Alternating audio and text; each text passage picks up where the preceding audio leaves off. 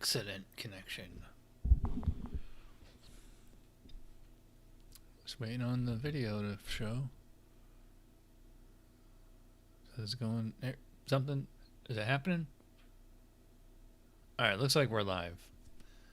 Hey, welcome to episode of Chad's Beer Reviews. Another big imperial pastry stout that I got from my last Tavor crate. You can't see the name on the label here, but I mean, you might recognize this kind of design. I think it's like the Mexican sugar skulls, I think they call them. So this is Casita Brewing. They're out of Wilson, North Carolina. This beer is called Querido Perdido. It says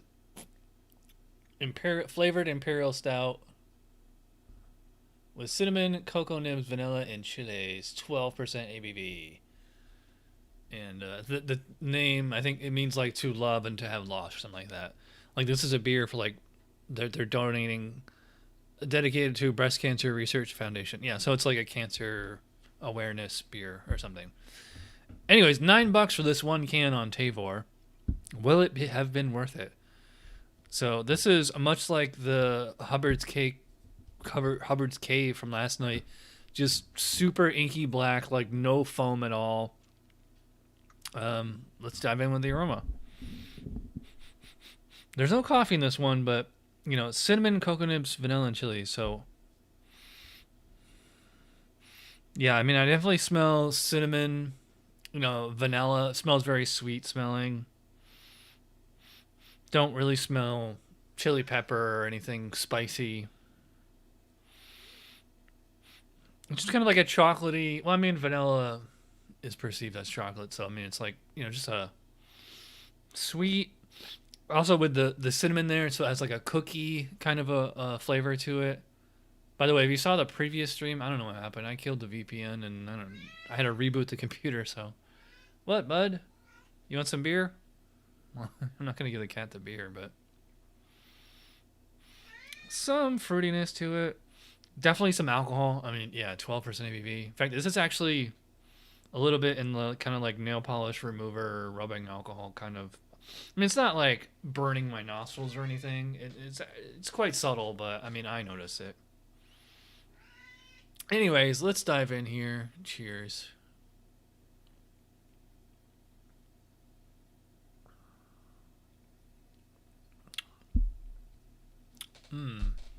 Oh, wow. Very vanilla. Very vanilla. Lots of vanilla. Like the entire first half is just, it's like all vanilla all the time. And then the second half, that cinnamon kicks in along with the chili pepper and it kind of burns the throat a little. I mean, I wouldn't say it like burns. It's more than warming, but it's less than burning. Like it's hard to ignore. I will say that.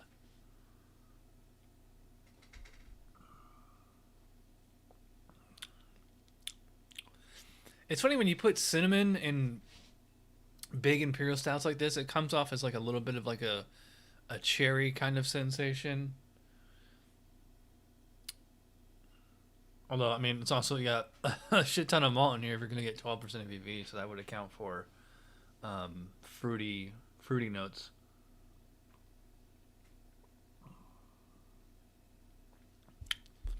This one, as far as like mouthfeel and everything, is a lot like the one from last night, the cake beer, or the pancake beer, which is not the only pancake beer that I ordered. There's another one in the fridge. Maybe I'll do that Christmas Eve or Christmas Day or something. Anyway, the mouthfeel on this one is, I put it like medium tops, maybe a little over medium.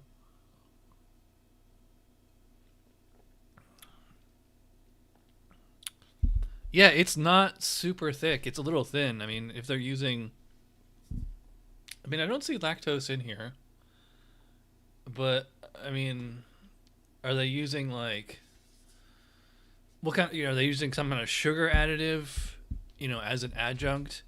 And certainly possible.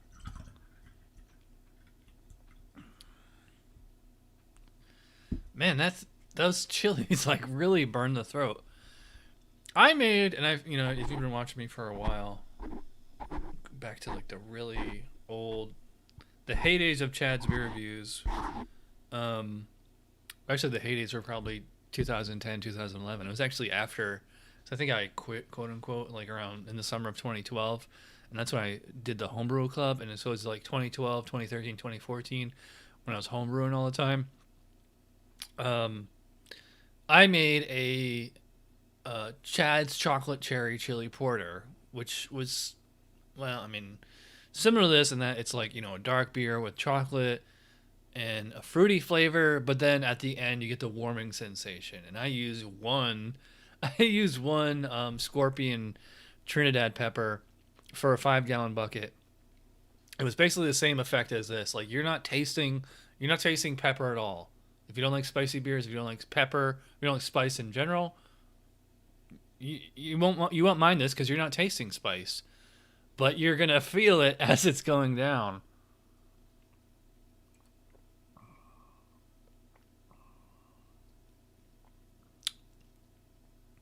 I will say the drinkability on this one is a little low.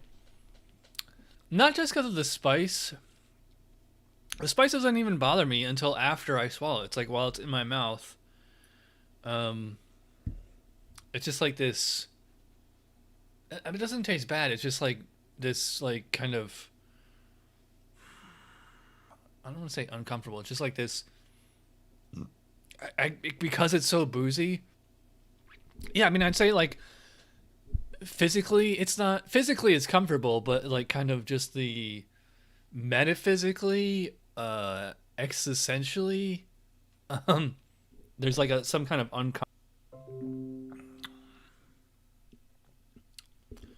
all right, my internet's glitching and this beer is only okay.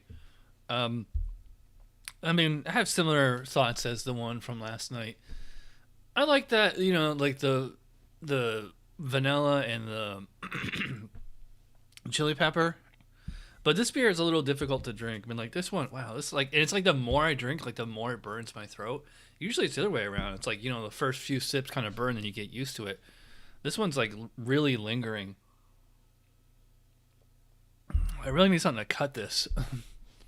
I don't know what to balance it off with as far as food or, I mean, yeah, I can drink water, but that's not going to do much.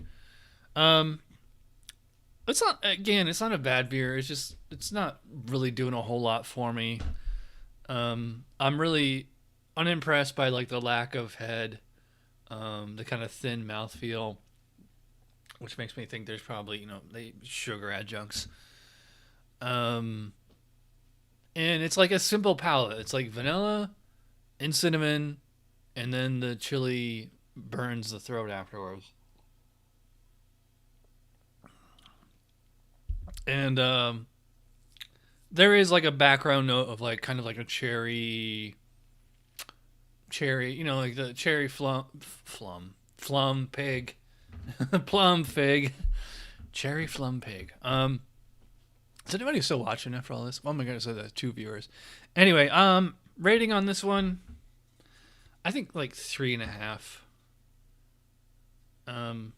Interesting brew, but something to like. In fact, maybe I might even go. I'm trying to kind of compare it to like that Guinness from last week, but